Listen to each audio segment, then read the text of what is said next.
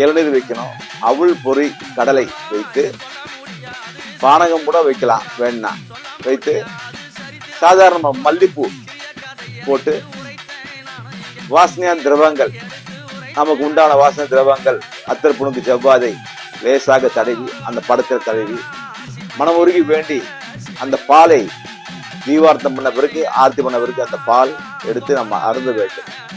அப்படி அருந்துவதன் மூலம் நோய் நொடிகள், பிணிகள், கஷ்டங்கள், துன்பங்கள், தொல்லைகள் எல்லாம் போய் லட்சுமி கடாட்சத்துடன் உங்கள் குடும்பம் விலகும். இதில் ஏதும் ஐயம் இல்லை.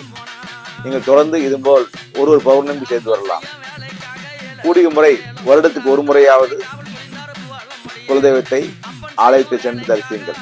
முடியாதவர்கள் நமது கருமணசாமி ஆலயத்திலே மதுரை சுவாமி ஸ்தாபிதம் செய்யப்பட்டுள்ளது. இங்கேயே வந்து உங்களுடைய அபிஷேகங்களை செய்து கொள்ளலாம்.